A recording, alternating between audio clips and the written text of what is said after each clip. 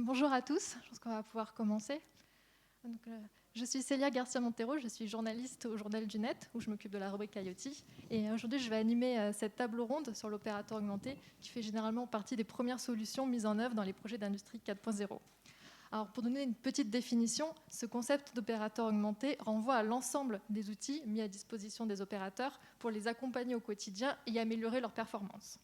Il s'agit généralement d'objets pour augmenter leur capacité physique, comme des exosquelettes, ou d'outils d'aide à la décision, comprenant de l'IoT ou de la réalité augmentée.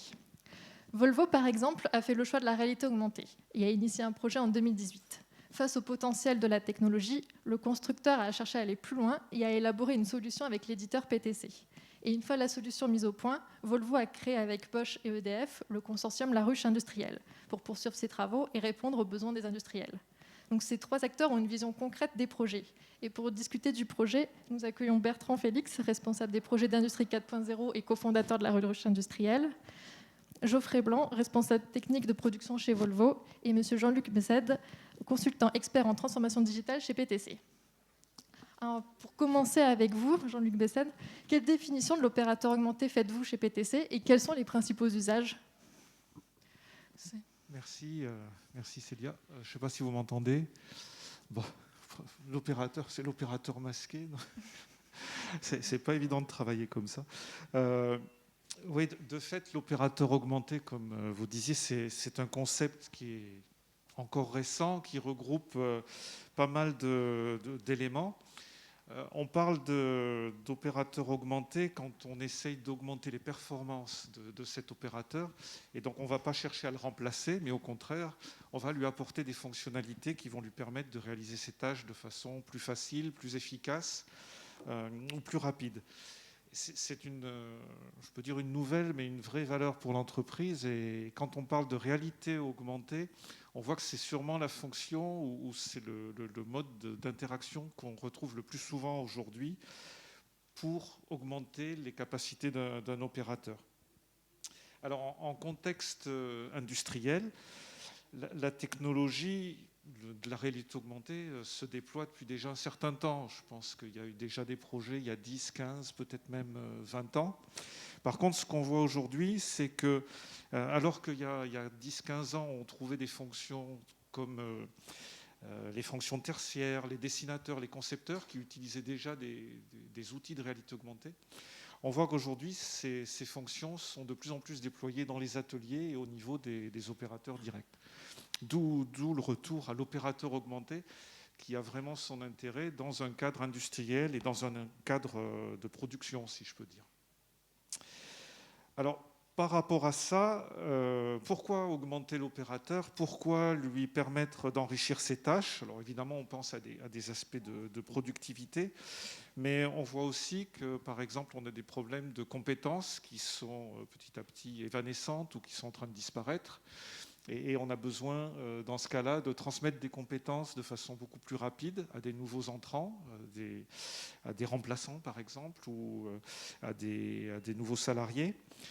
On voit aussi qu'il y a des types de modes de construction, de fabrication qui sont très difficiles à transmettre sous forme de procédures écrites. Et on se rend compte qu'il est beaucoup plus facile de donner des informations de façon interactive et justement en réalité augmentée.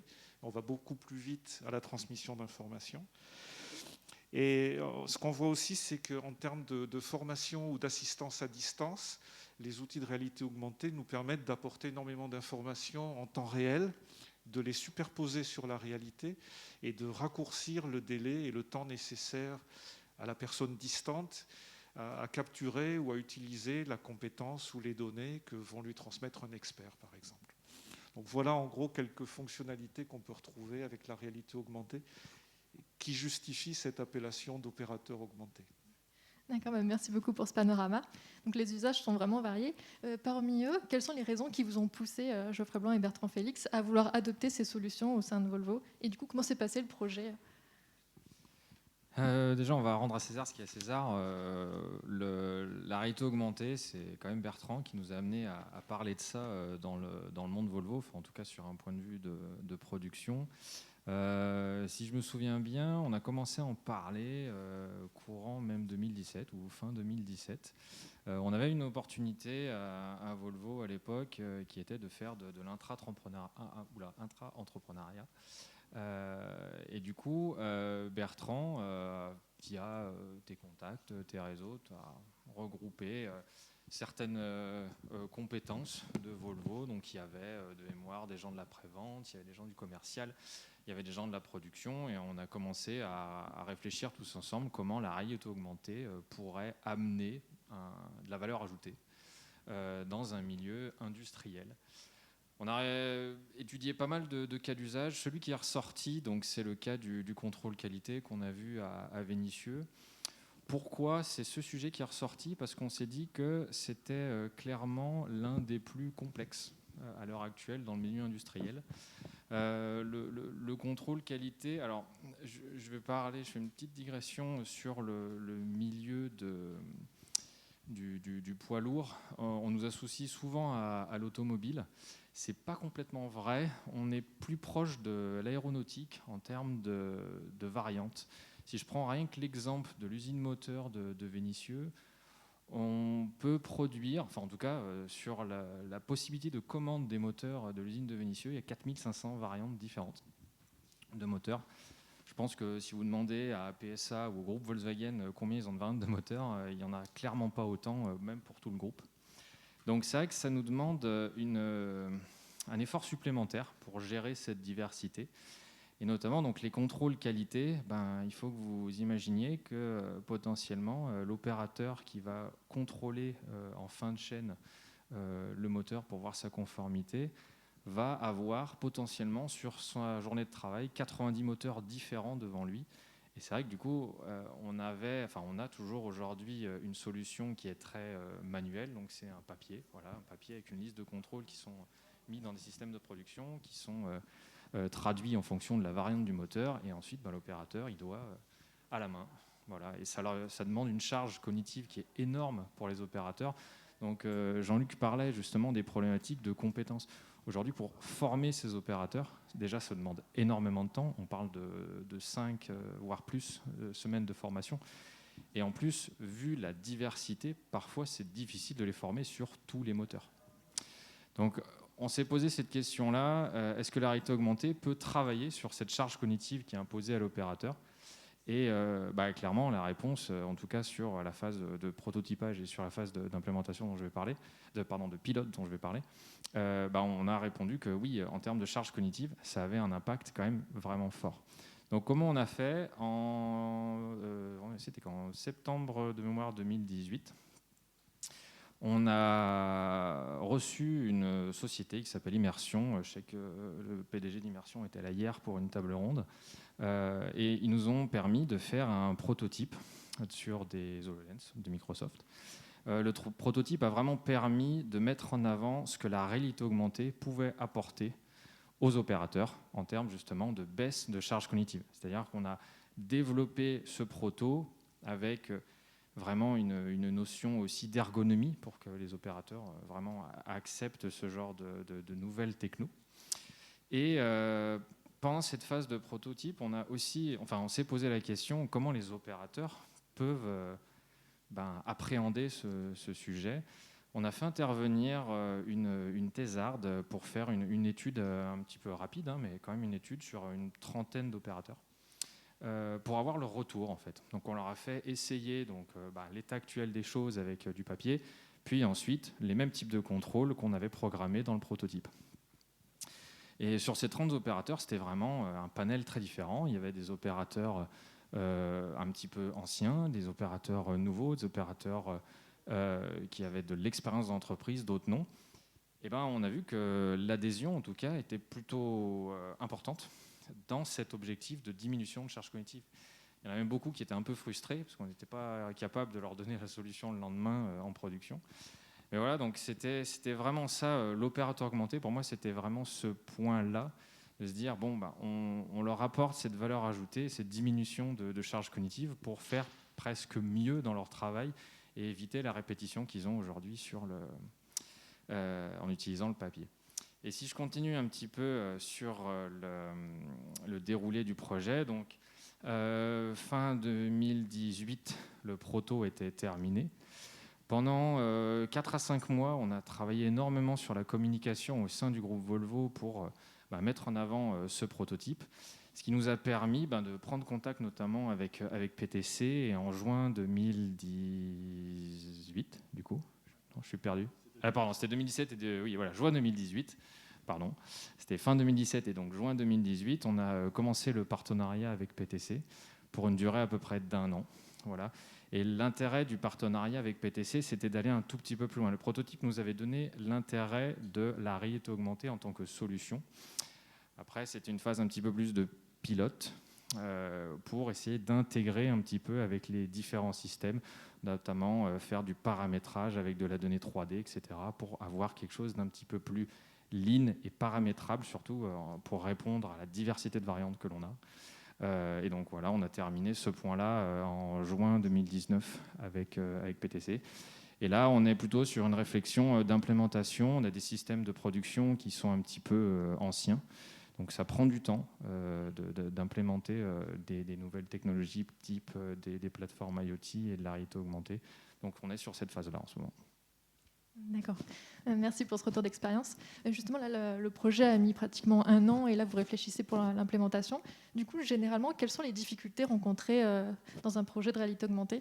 Est-ce que vous pouvez donner votre exemple à la fois chez Volvo et puis dans les problématiques que vous retrouvez chez vos clients à la ruche industrielle et chez PTC ? Alors du coup, je vais y répondre. C'est vrai que Geoffrey a retracé les grandes lignes de ce projet. Moi, ce que je peux rajouter pour compléter, c'est qu'on en est grosso modo à la 3e grande étape de travail sur ce sujet de réalité augmentée. Donc en effet, 2017, le lancement avec Immersion, le passage à l'échelle avec PTC pendant 1 an. Et donc pour ma part, je suis fondateur avec d'autres de la ruche industrielle qui aujourd'hui, dont l'objectif est de faire des projets interentreprises et de s'épauler pour résoudre à plusieurs des problèmes communs. Et donc, ce qu'on a pu démarrer en 2 étapes, on le continue aujourd'hui avec la ruche, donc Volvo, Renault Trucks est complètement dedans. On a aussi SNCF, on y retrouve Bosch, on y retrouve aussi FIV, on y retrouve Aldes, EDF. Voilà, il y a d'autres fondateurs encore à la ruche. Et donc, ce dont on se rend compte, quand on attaque le pourquoi, parce qu'on ne lance jamais un projet sans un objectif de retour, d'expérience et d'apprentissage à la ruche. Donc l'idée, c'est de partir des cas d'usage. Et ce dont on se rend compte, c'est clairement que les industriels qui ont des secteurs ultra différents, mais très complémentaires, ont des besoins qui sont complètement connexes. Donc aider l'opérateur à s'y retrouver, à avoir des instructions tête haute devant un produit, ça peut être que la réalité augmentée, parce que le point focal, c'est le produit. On y reviendra tout à l'heure entre le bureau d'études et le manuf. Mais très très clairement, nous, on se rend compte que, ça c'est pas une difficulté, c'est un avantage, c'est qu'on a des besoins qui sont absolument communs. Maintenant, si on regarde à quoi ça peut servir, Geoffrey nous a dit que le contrôle qualité, le cas le plus difficile, c'est aussi un cas qui parlait à tout le monde. La qualité de première monte, pour les industriels, c'est vital. Ça l'est toujours, et c'est là encore plus. Ceci dit, maintenant, si vous regardez le contrôle qualité, c'est quelque chose qui glisse lentement, mais très sûrement, parce qu'on a un autre projet à la ruche là-dessus, sur le computer vision. Donc, illumination des scènes, caméra, deep learning, et donc analyse robotisée d'un contrôle qualité. Ça, en 2017, on le savait déjà. C'est un choix qu'on a fait. On est parti avec de multiples sponsors, d'abord interdépartements et maintenant la ruche interentreprise. Donc, en sachant pertinemment qu'on allait avoir un glissement de la fin de ligne, donc la quality gate de fin de ligne, vers l'amont de la ligne, à savoir l'aide à l'opérateur. Donc ça, c'était une certitude qu'on avait, ça se vérifie en ce moment. Donc la prod, la qualité, ça en est. La maintenance, ce sont des cas qu'on voit beaucoup, le guidage d'un opérateur maintenance, d'abord sur un site en géoloc, et puis sur l'appareil défectueux, à qui on va expliquer comment intervenir, lui expliquer le statut de la machine et comment intervenir. Et ensuite, il y a bien sûr l'après-vente. On y reviendra tout à l'heure sur les notions de ROI. Ça, c'est quelque chose dont on ne parle pas assez. En tout cas, ce sont des opportunités. Maintenant, en termes de difficultés, vraiment, moi, si j'utilisais une image, je dirais que c'est comme quand vous passez la tondeuse à gazon chez vous, dans votre jardin. Si vous avez un caillou dans la pelouse, vous cassez la lame. Et bien nous, notre caillou, celui qui nous fait mal, c'est la donnée. Et je vais reprendre vraiment ce que tu disais, Geoffrey. Moi, je suis absolument persuadé d'une chose, on l'a vécu, hein, c'est que, de façon générale, c'est comme quand vous prenez votre voiture et que vous enclenchez votre GPS. Vous ne dites pas « je fais de l'IA », je déclenche mon GPS, quoi. Donc ça veut dire « je fais un guidage jusqu'à chez moi ». Donc ça veut dire que c'est passé en commodité. On ne parle plus de la techno, on parle de l'usage.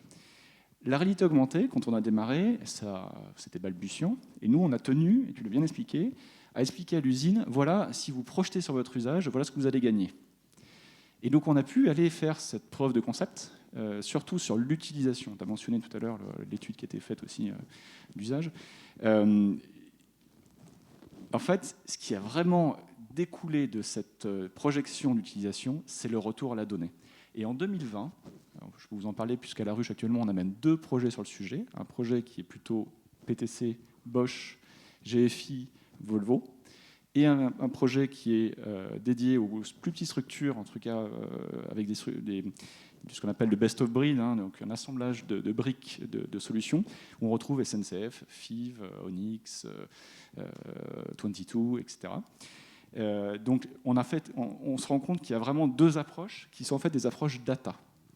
Et ce qui nous fait mal aujourd'hui, c'est que quand on a une discontinuité sur la chaîne de valeur, la chaîne de données, eh ben, ça casse la lame, encore une fois. On ne peut pas continuer, on ne peut pas industrialiser. Donc il en va de la qualité de la donnée, mais il y a un autre système dont tu vas parler tout à l'heure, c'est aussi l'intégration dans le système SI. Je te laisserai en parler. Donc ça, c'est vraiment le gros problème qu'on a. Ce qu'on a aussi rencontré comme difficulté, c'est l'aspect extrêmement déceptif des hardware. Voilà. Quand on a démarré en 2017, je ne sais pas si certains d'entre vous sont allés voir certains films qu'on a pu faire sur le sujet en retour d'expérience, on a annoncé 5 ans. Donc 2022. Je pense qu'on ne s'est pas trop trompé. Ceci dit, les lunettes qui nous permettaient d'être main libre, qui est exactement ce qu'on visait. D'autres modèles, c'est la projection, il y en a encore d'autres. Hein. Mais aujourd'hui, on n'y est pas. Donc un projet 2020, il ressemble à quoi ? C'est avant tout un projet donné. C'est un projet de continuité numérique end-to-end. C'est un projet où on se re-questionne sur les formats de données. Et c'est un projet aussi où finalement, et je vais peut-être vous décevoir, on rebascule beaucoup sur la tablette, alors ça c'est pas un problème, et sur l'écran. Donc on revient beaucoup à la fiche d'instruction. Voilà. Je m'arrêterai là pour cette question parce que je pense qu'on aura la capacité de développer, mais ça vous donne à peu près la tonalité d'un projet 2020. C'est quasiment un retour arrière, quasiment. Oui, moi, si je peux juste rajouter un point là-dessus, c'est exactement ce qu'a dit Bertrand. Si je me place d'un point de vue, on va dire, méthodologie pour Volvo, en effet, nous, on a 2 grosses difficultés. La première, donc j'ai parlé de l'ensemble des variantes. Je vous ai dit uniquement le cas de Vénitieux, mais si on prend le cas de tout Volvo, parce que c'est vrai que nous, on a pour objectif de globaliser au plus les méthodologies et les systèmes, notre bureau d'études nous explique qu'on peut parler en milliards de variantes possibles. Et donc, gérer un milliard de configurations, c'est parfois compliqué. Aujourd'hui, on a un système qui permet de gérer ces configurations. Par contre, le système n'est pas forcément associé au rendu 3D. Et donc ça, c'est la première difficulté, être capable de générer le 3D d'une configuration et d'une variante. Donc ça, c'est vraiment notre point dur à l'heure actuelle.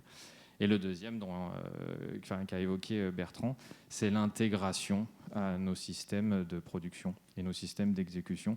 Aujourd'hui, ce sont des systèmes qui, comme dans tout grand groupe, viennent d'une logique de fait maison, si je peux le dire comme ça. Donc c'est énormément de développement interne. Et c'est vrai que pour intégrer des systèmes internes à des systèmes ou à des plateformes IoT qui viennent du marché, ça prend du temps, ça demande aussi de prioriser les sujets. Donc pour l'instant, on est vraiment dans cet objectif-là, prioriser ce qu'on fait en premier. Donc aujourd'hui, il y a 2 tracks en parallèle. La première qui est d'être capable de générer les 3D en fonction des variantes et des commandes clients, et ensuite l'intégration à nos systèmes d'exécution. Peut-être juste pour compléter un point dont tu parlais, quand tu parlais des bureaux d'études, ça me fait réagir, c'est aussi une limitation qu'on a découvert. Donc nous, quand on est passé d'immersion à PTC, on est passé d'une solution one-shot à la capacité de l'industrialiser, ce qu'on cherchait absolument. Donc on cherchait une chaîne end-to-end, donc la publication de modèles. Donc là, on a absolument trouvé ce qu'on cherchait, il n'y a pas de doute. On a même eu la chance, en un an, de voir une révolution en matière de tracking. On a démarré avec 3 cm d'erreur, on a fini à 1 mm avec un tracking automatique. Donc je peux vous dire qu'entre 2017 et 2020, il y a un océan d'écart. Nous, on est extrêmement satisfait de la collaboration qu'on a pu avoir avec PTC, puisqu'on a eu accès à leur R&D aux États-Unis. Donc c'était un vrai partenariat. C'est aussi quelque chose qu'on a je me retourne vers un collègue qui est dans la salle, puisqu'on l'a mis au point ensemble en 2017, c'est transformer nos fournisseurs en partenaires, avec succès. Et très très clairement, on est sorti avec un résultat absolument bluffant sur ce sujet, ce qui nous fait croire que l'AR reste en ligne pour aller apporter d'excellents résultats. Ceci dit, si on regarde l'aspect entre guillemets politique et ce qu'on appelle la conduite de portefeuille SI dans les entreprises, nous on met un gros warning sur une dichotomie entre les bureaux d'études et la prod. Il y a 10 ans de ça, les bureaux d'études étaient en lead sur tout ce qui était CAD, PLM. La bataille du PLM est morte et finie depuis longtemps, hein. Je pense qu'on est d'accord là-dessus, même si on revient, le PLM est de retour. Mais ce que je veux dire par là, c'est qu'il y a 5 ans, on a eu un shift où la production, grâce à ses cas d'usage, grâce à ses capacités de ROI, ses masses critiques, sa volumétrie, était en mesure d'utiliser l'AR et d'obtenir de très forts résultats.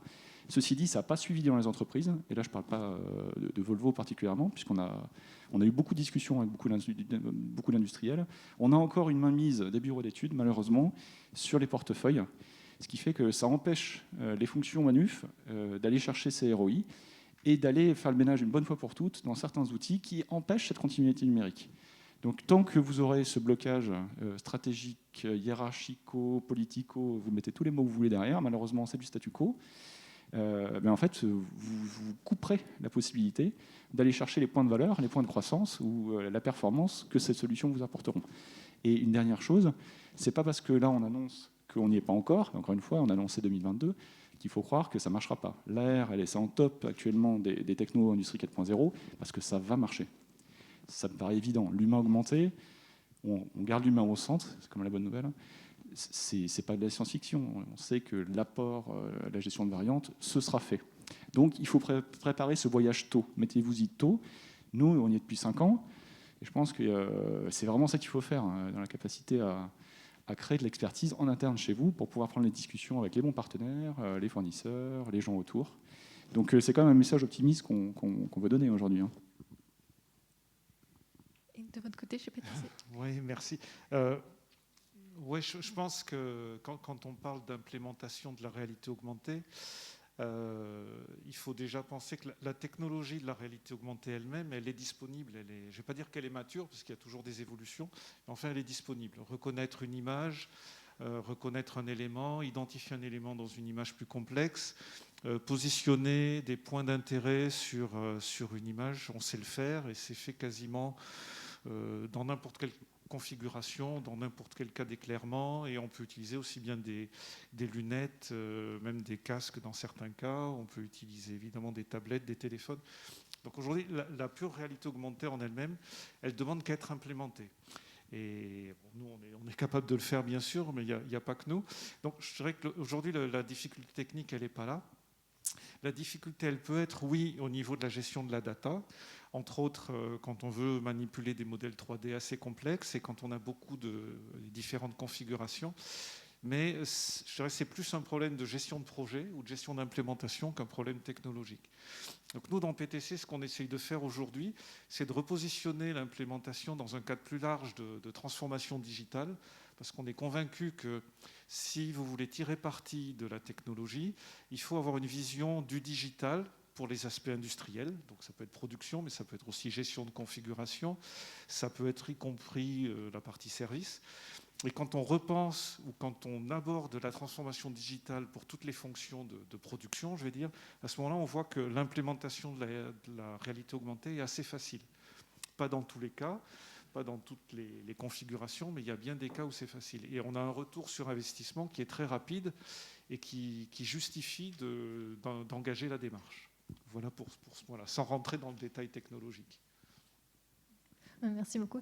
Et généralement aussi, les entreprises sont attentifs au coût. Donc, du coup, je voulais savoir qu'a représenté le coût de la solution de réalité augmentée chez Volvo. Et globalement, est-ce que les entreprises ont rapidement une visibilité sur le retour sur investissement de la réalité augmentée ? Franchement, le coût que ça représente, aujourd'hui, on ne peut pas vraiment le dire. Nous, on a vraiment fait ça dans un objectif projet. Donc aujourd'hui, ça ne représente que de la dépense, dans les faits. Mais alors, la rentabilité, Bertrand doit t'a parlé notamment des technologies de type voilà, maintenance. Tout ce qui s'attrait justement à l'opérateur qui est très manuel aujourd'hui, dans les faits, la rentabilité d'implémenter la réalité augmentée versus les solutions qu'on a aujourd'hui, on le trouve très très vite. Ça, c'est reconnaissable. Je n'ai pas de chiffres à donner ici. On avait fait l'exercice pour le contrôle qualité, ne serait-ce que déjà que d'enlever les opérations manuelles, les opérations de retranscription du papier, voilà, toutes ces opérations qui, en plus, sont source d'erreurs. Voilà, on rentabilisait la possibilité d'implémenter de la réalité augmentée assez rapidement. Après, la vraie question, c'est plutôt, voilà, Jean-Luc en parlait, c'est cette transformation digitale. Et c'est ça aujourd'hui qui est très difficile à quantifier, parce qu'il faut prioriser. Volvo, comme tous les grands groupes et même toutes les petites entreprises, n'ont pas des budgets illimités. Donc il faut bien, je vais le tourner comme ça. Faut utiliser faut partir sur les bons combats dans un premier temps. Aujourd'hui, comme je le disais, il y a 2 combats en parallèle qui sont la configuration et être capable de générer les modèles 3D en fonction de la variante. Donc ça a déjà un coût, mais c'est quelque chose que, entre guillemets, Volvo est prêt à payer parce que c'est clairement ça l'avenir. Et le deuxième, c'est justement l'intégration au système. Et là, on commence à voir un petit peu les coûts que ça engendre. Donc voilà, vraiment pour répondre à la question, la rentabilité, je ne vais pas dire qu'elle est évidente. Après, il y a aussi un aspect non économique. Le premier point qui était quand même la charge cognitive. Et mine de rien, ça joue énormément sur la qualité pour le client. Et je pense que c'est aussi un message important. Pour moi, l'opérateur augmenté peut avoir un impact vraiment non négligeable sur l'amélioration de la qualité des produits qui sont sortis d'usine. Ouais, je dirais que les cas de réalité augmentée sont plus vastes qu'on croit. Et moi, j'irais chercher les bundles, le fait d'agglomérer plusieurs utilisations pour aller chercher de la valeur. À la Ruche, on a vraiment musclé notre jeu là, récemment sur la capacité qu'on avait à travailler sur les cas d'usage. Donc, les besoins amont. Et on s'est rendu compte d'une chose, c'est qu'en connectant des besoins entre eux, on allait déclencher des points de valeur qu'on n'avait pas du tout vus. Je vous donne un exemple. Faire basculer le système de l'AR pour la qualité vers l'AR à l'aide à l'assemblage, ça c'est évident pour tout le monde, je pense. Il n'y en a pas un seul dans la salle qui va être contre. Après, très clairement, ce qui est moins visible, mais ce qui découle des études qu'on a pu faire, c'était que l'AR peut être utilisé en après-vente. Si vous déportez, en fait, ça dépend où vous mettez votre limite. Si votre client, c'est votre client interne, c'est votre prod, bon, là, on est dans l'aide à l'assemblage. Si on bascule, on sort de l'entreprise, on considère que le client, c'est le client final, on peut lui apporter de l'aide à l'assemblage ou démontage du propre produit qu'on a vendu. Donc là, il y a beaucoup d'avantages, parce que du coup, si c'est le dealer, le client en question, eh bien, on vient lui rapporter plus d'expertise, on a moins d'appels à la hotline, et surtout, il y a un point qui est essentiel et qui n'est pas très visible, c'est que du moment où on parle d'un système, encore, j'y reviens beaucoup, mais pour moi, c'est la colonne vertébrale de cette discussion, qui est la chaîne de la continuité numérique, donc la chaîne de données de A à Z, ou de A à D, ou peu importe où vous le mettez, mais de cette continuité, ce backbone, vous êtes en capacité de tracer les données.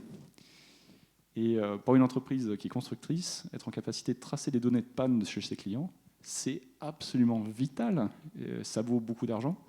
Généralement, vous ne l'avez pas. Un système, entre guillemets, de réalité augmentée pour donner les instructions aux opérateurs chez le dealer, si vous faites encore un pas en avant ou sur le côté, vous pouvez tout à fait implémenter cette fonctionnalité. Donc c'est quelque chose qu'on regarde actuellement à la Ruche pour un de nos industriels. Et je vous prie de croire que là, les ROI, non seulement ils se multiplient, mais en plus, il y a une énorme valeur parce qu'on peut remonter jusqu'à la conception du produit et la modifier. Donc le débat, il est moins simple qu'il n'y paraît dans le calcul de ROI. Et j'aime bien ce que tu disais à la fin, là, quand tu parlais qu'il y a du matériel et de l'immatériel. Il y a un point qu'on oublie aussi pas mal, c'est que l'industrie 4.0, ça brille, on ne sait jamais ce que c'est des fois. Mais enfin, il y a un point qui est assez clair. Là, le gouvernement vient de sortir un plan de relance. Ils nous disent que l'emploi est au centre. Vu la crise et vu que ça n'allait pas forcément très bien avant au niveau de l'emploi, l'industrie n'est pas très attractive sur le papier. L'industrie 4.0 l'est beaucoup plus. Nous, on a remarqué une attractivité. On ne l'avait pas du tout mesurée. Je me retourne vers ceux qui ont participé au projet. En fait, on nous a posé beaucoup de questions. On a eu des visites qui sont multipliées dans les usines. Donc, en fait, ça peut faire des points tout à fait d'attractivité pour l'entreprise, donc sous forme d'image. Alors, je suis le dernier à vouloir commencer un projet sous l'axe image. On le démarre toujours sur l'axe cas d'usage. Ceci dit, si à la fin du projet, vous récoltez des points d'image, en tant que conséquence positive et bénéfice, il n'y a pas de problème. Donc si on vous dit, on vous a vu dans telle revue et on sait que vous implémentez ou vous êtes en cours d'implémentation et ce que vous faites, c'est vrai, hein, je ne parle pas de poudre aux yeux ici, là, vous avez pu acquérir de la compétence et moi, ça m'intéresse de découvrir et d'avoir tel métier dans l'avenir, ben là, vous avez tout gagné. Parce qu'aujourd'hui, le nerf de la guerre, c'est faire venir les jeunes dans nos industries. C'est eux demain qui vont travailler avec les modèles de données dont on parle aujourd'hui. Oui, de mon côté, tu as presque tout dit, Bertrand. Mais je vais quand même rajouter la vision PTC, entre autres sur les cas d'usage. Donc on essaye, quand on engage avec un client et qu'on discute d'AR en particulier, mais aussi d'IoT, on essaye d'identifier les cas d'usage justement et d'avoir une vision suffisamment large de l'implémentation dans l'entreprise. On évalue la valeur de ces différents cas pour positionner l'AR sur les cas les plus intéressants du début. Ça permet de maximiser le retour sur investissement et de diminuer le temps d'implémentation. Et franchement, avec l'expérience que j'en ai aujourd'hui, je dirais on arrive sur 1 ou 2 cas d'usage à implémenter la réalité augmentée avec des coûts qui sont 10 à 20 fois plus faibles que la valeur qu'on va chercher. Alors je dis valeur et pas retour sur investissement parce qu'on laisse le client calculer son retour sur investissement. Il y a forcément des coûts que nous, on ne maîtrise pas. Entre autres, les coûts de personnel qui sont liés à l'utilisation de l'outil. Mais voilà, l'ordre de grandeur, sur des cas d'usage bien choisis et sur l'ordre de grandeur d'1 an, on arrive à rentabiliser l'investissement et on a des valeurs, comme je disais, 10 à 20 fois le coût. D'accord, merci beaucoup. Vous avez déjà donné plusieurs conseils, mais est-ce que vous avez également identifié d'autres clés de réussite pour mettre en place un projet de réalité augmentée, ou est-ce que vous avez d'autres points d'attention que vous voulez souligner, et quelles sont pour vous là maintenant les perspectives dans le projet? Moi de mon côté, mais Bertrand t'en a déjà un petit peu parlé, pour moi la première chose c'est la communication. Je dirais aussi une chose par rapport à ça. Là, cette table ronde, elle parle de l'opérateur augmenté. Donc, en effet, la réalité augmentée en tant que solution technique, c'est le premier truc qu'on entend quand on parle de l'opérateur augmenté. Je rebondis juste sur ce qu'a dit Jean-Luc, sur le fait que oui, l'AR toute seule ne fait pas un opérateur augmenté. Voilà. Surtout dans un milieu industriel qui demande une gestion de données assez importante. Aujourd'hui, on ne peut pas associer ça. Donc l'AR, pour moi, une des clés de réussite, comme je disais, c'était la communication. Et la communication, elle passe par là, en fait, à dire que la réalité augmentée, c'est une solution technique, c'est très bien, mais il n'y a pas que ça. Et je pense que ça a été un des points assez forts et qui a été beaucoup aidé par PTC, parce que, alors, pareil, on travaille super bien ensemble, j'ai quand même pas d'action chez PTC, mais je vais quand même dire quelque chose. Aujourd'hui, PTC nous a offert justement cette opportunité, via une solution de réalité augmentée et via une plateforme IoT, le background technique pour qu'on se pose les bonnes questions sur la continuité numérique, etc. Donc voilà, la clé de la réussite, c'est toute la communication qu'il y a autour de la réalité augmentée, de la plateforme IoT, de la continuité numérique qui en découle. Et là, en tout cas pour mon cas chez Volvo, je peux vous dire que le management du coup nous a entendus. Et donc voilà, les décisions qui sont prises aujourd'hui poussent dans cet objectif-là. Ouais, je suis d'accord. Nous, on a actuellement à la ruche, on a 2 projets. On en a un avec PTC et puis on a un avec d'autres providers. Donc on va aller chercher aussi à différencier. Je pense que ça vaut le coup de le faire. Même si nous aussi, on est convaincus qu'aller chercher un leader du 4 PLM qui a su devenir IoT AR. Franchement, il n'y a plus qu'à connecter les deux mains et on a normalement tous les bons ingrédients pour travailler. Ça explique vraiment par A plus B pourquoi on s'est tourné vers PTC. Après, on regarde aussi des solutions plus light pour voir comment, dans le paysage, tout ça se positionne. Moi, je rejoins ta notion de communication. La communication, elle va être aussi très interne, j'en parlais tout à l'heure. Il est extrêmement essentiel de sortir de ce débat stérile d'experts, notamment au niveau de la donnée. Rien de pire que ça, parce que personne ne comprend rien. Donc, surtout le management. Donc, si le management ne comprend pas, au premier virage, aux atermoiements économiques et de coupe de budget, qu'est-ce qui se passe? Le projet saute. Donc, ce qu'il faut absolument, c'est driver ce cas par l'usage. Donc, en fait, il faut avoir les utilisateurs finaux dans vos projets. Nous, c'est depuis 2017 et encore plus maintenant à la ruche, on a créé un process qui fonctionne que comme ça et on fait les projets avec les utilisateurs finaux, avec des partenaires techno, mais avec les utilisateurs finaux. Et au passage, on communique aux sponsors internes, donc au management, les clés d'avancement pour qu'ils puissent à leur tour prendre des décisions dans un contexte mouvant et soutenir les bonnes approches, aller écouter les directeurs d'usine. Donc il y a un énorme travail de lobbying. Tu parlais d'intrapreneuriat tout à l'heure, nous on en parle beaucoup à la ruche. L'idée, c'est de transformer votre chef de projet en lobbyiste en interne. Il faut que ça devienne un animal politique. Il n'y a pas le choix. Vous verrez que, essayez, avec Essan. Moi, je dis ce que j'ai à dire. Vous prenez pas. Essayez avec Essan. La différence est extrême. Voilà. Aujourd'hui, on n'aboutit pas si on fait son petit projet dans son coin. On aboutit en transformant ses prestataires en partenaires. On aboutit en travaillant ensemble, en résolvant des problèmes à plusieurs. Donc, si vous pouvez sortir en plus des murs de votre entreprise, c'est encore mieux. Et on aboutit en communiquant en commun avec les managers dans la boucle pour aller chercher les bonnes décisions pour faire advenir. Sinon, il y a des millions de raisons pour se cracher avant la fin du projet. Et ce sont des projets longs. Moi, je finirai sur ce que j'ai dit au milieu. Démarrer dès maintenant. Alors, la plupart d'entre vous sont peut-être très, très avancés. Je ne sais pas qui est dans la salle. Puis avec les masques, on ne reconnaît pas. Mais je pense qu'il faut démarrer plutôt que plus tard. Je vais presque répéter ce que tu dis, mais oui, je crois que c'est très important de démarrer avec des vrais cas d'usage, des vrais utilisateurs et donc avec des données de terrain ou des remontées de terrain. La réalité augmentée, c'est vraiment d'augmenter l'opérateur et c'est en partant du bas qu'on arrive à construire des cas, on arrive à faire de l'implémentation et on arrive à avoir un retour déjà d'expérience et un retour sur investissement. Si on le prend par l'angle données et gestion de la data, en fait, on rate l'objectif parce qu'on rate l'intérêt pour l'utilisateur. Et sans intérêt pour l'utilisateur, on avance peu.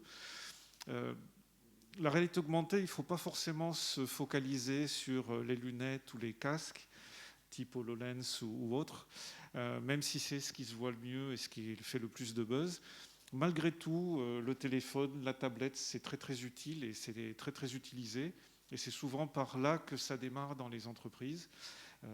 Même si on voit, enfin je pense à d'autres marques, Vuzix ou autres, on voit des exemples, entre autres pour la saisie, on voit des utilisations de masques, mais les tablettes sont souvent utilisées et permettent d'implémenter plus rapidement.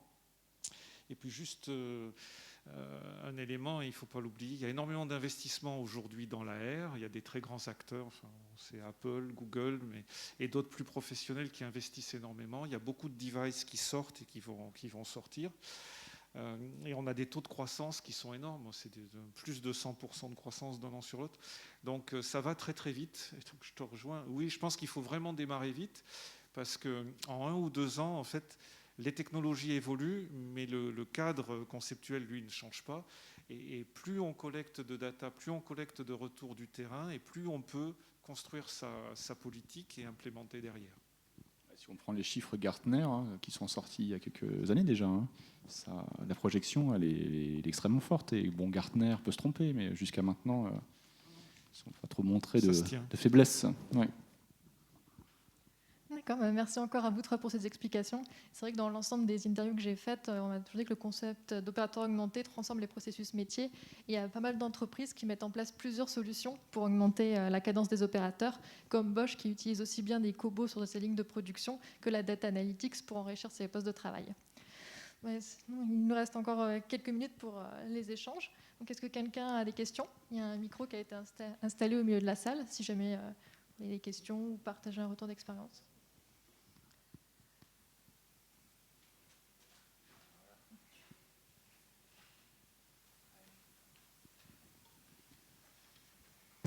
Bonjour, Frédéric Rabellino, Lovo Group. Question à Geoffrey et Bertrand. Sur la fin de votre talk, vous avez parlé de devices. Je voulais revenir un peu sur les devices de visualisation. Geoffrey, tu nous as parlé d'une étude d'acceptabilité qui a été faite dans ton usine concernant, à l'époque, HoloLens version 1. Les résultats que tu nous as montrés aussi en interne étaient plutôt bons sur l'acceptation et notamment la partie cognitive. Bertrand, tu nous as parlé d'un retour en arrière dans ton talk sur cette partie visualisation device. On revient sur des modes tablettes moins critiques, moins, je ne sais pas comment dire, moins dangereux, je ne sais pas. Première question, est-ce que vous avez complètement abandonné l'idée de wearable device dans votre projet, sachant quand même qu'un wearable device, vous avez les hands-free, les mains libres, donc ça peut quand même amener beaucoup d'intérêt. Deuxième question, si non, comment et quels outils avez-vous pour parler avec Microsoft et influer sur des roadmaps Microsoft? Je sais pas si tu veux commencer. Je peux commencer. Alors, je pense que c'est un secret pour personne. La capacité à influer sur Microsoft au niveau de sa roadmap, je pense qu'en dessous de 0, c'est négatif, hein, c'est ça, voilà. Donc, on l'a bien vu. Hein. Pendant toutes ces années où on n'a eu que les HoloLens V1, même des gens qu'on connaît très bien, EDF, qui avaient un accès premium Microsoft, ça ne marchait pas. On ne pouvait pas pousser Microsoft à sortir d'une position de leader avec les HoloLens V1. Ils n'étaient pas concurrencés, donc il n'y a pas de raison qu'ils bougent. Aujourd'hui, ils sortent les V2, décevantes, on ne va pas se mentir. C'est sûrement une version de passage vers d'autres versions qui, d'ici quelques années, on rira de ces espèces de grille-pain qu'on se mettait sur la tête. Donc non, on n'abandonne pas du tout les wearable devices parce qu'on veut être main libre. Donc une tablette, c'est pas mal, hein, finalement, même pour la maintenance. Finalement, on s'est rendu compte que sur nos démonstrations et cas d'usage maintenant, ça marche plutôt bien. Pour l'usine, pour le contrôle de qualité, oui, mais pour l'assemblage, pas vraiment. Donc non, on vise vraiment encore les lunettes. Il y a des choses qui sont sorties, qui sont assez prometteuses, qui sont en casque. Donc on voit la réalité à travers des caméras. Donc pas complètement si faux. Ça paraît un petit peu intimidant parce qu'on se dit que si ça tombe en panne, on ne voit plus rien. Mais il y a des choses qu'on regarde de très près actuellement. Et après, vraiment, moi, mon message de tout à l'heure, c'était qu'en fait, peut-être que j'ai été mal compris, au sens, oui, il y a un petit retour en arrière, mais en fait, encore une fois, je veux être optimiste à fond en disant que ce qu'on a fait quand même, on est sorti de ce fameux hype cycle. C'est Gartner, je crois qu'il a inventé ce hype cycle. Là, on est sorti de cette bosse là et on va vers la commodité. Hein. Rappelez-vous ça quand même. Hein, ça a démarré en 2016, je pense, tout ça. La VR, tu connais par cœur, c'est là depuis 20 ans. Mais précisément, l'AR, je pense, s'accélère depuis 2016-2017. Et bien là où on en est, c'est très clairement qu'on va rendre l'AR comme une commodité dans l'usine. Donc nous, ce qu'on va sortir sur le projet avec Bosch et Volvo notamment, si on doit passer par la télé, on passera par la télé, mais au final, ça va aider l'opérateur. Et alors là, je ne vous cache pas qu'en plus, on est sur des révolutions qui sont de révolutions de produits, parce qu'on bascule de moteurs diesel et des moteurs électriques, avec des nouvelles complexités d'assemblage qui sont inconnues jusqu'à maintenant, plus de variantes, hein, comme on dit, il y aura plus de variantes avant d'en avoir moins, parce que le diesel et l'électrique vont vivre ensemble, donc ça va être encore pire pendant quelques années, avant de simplifier. Et donc en fait, on sait qu'on va aider ces opérateurs. Donc on va sortir des solutions réellement industrialisées. Donc finalement, c'est pas un mal de se dire j'arrive sur une télé où j'actionne les étapes au pied, Mais cette télé, il y a une caméra derrière et on voit le produit. Et je mets en surimpression les grandes étapes. Donc je suis peut-être un ou deux pas en arrière.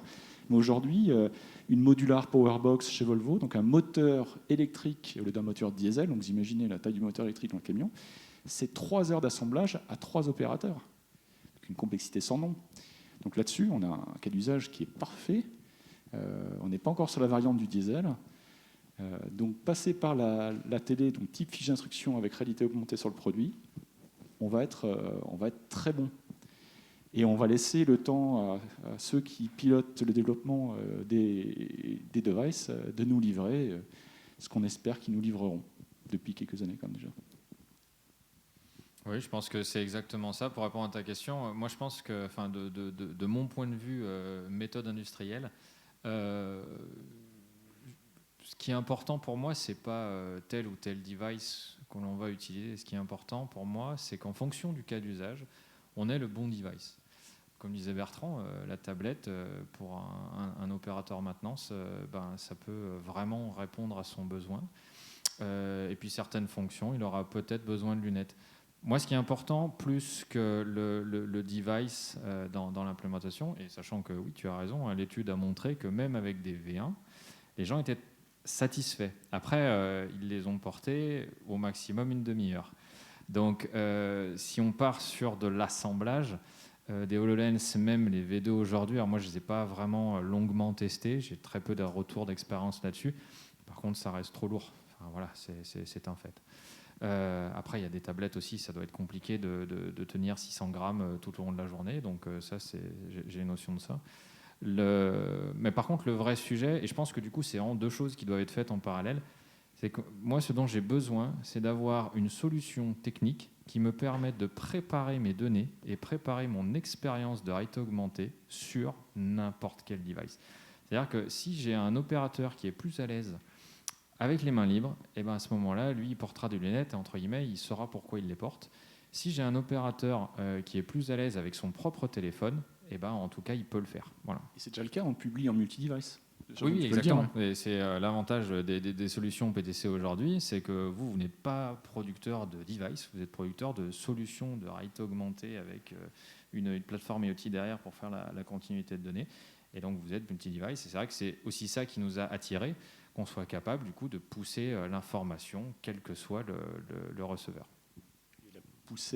La publier en quelques secondes. Donc là, on parlait de ROI tout à l'heure, vous imaginez qu'on met largement à plat les temps de latence qu'il y avait avant pour mettre à jour de nouvelles données, de campagne qualité. Ça pouvait être plusieurs jours, hein. Donc maintenant, c'est sûr qu'en 3 minutes ou en 3 secondes, on publie en multi-device.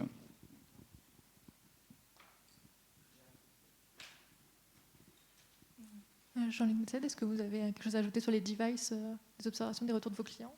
Je le dirais autrement, mais c'est la même idée. En fait, ce qu'on a essayé de faire dans PTC et les outils qui sont à disposition aujourd'hui sont globalement agnostiques en termes de device. C'est-à-dire qu'on peut saisir l'expérience, on l'enrichit, on la publie, et elle est publiée de telle façon qu'elle puisse être réutilisée sur différents types de devices, justement parce qu'on sait que les usages varient en fonction des cas.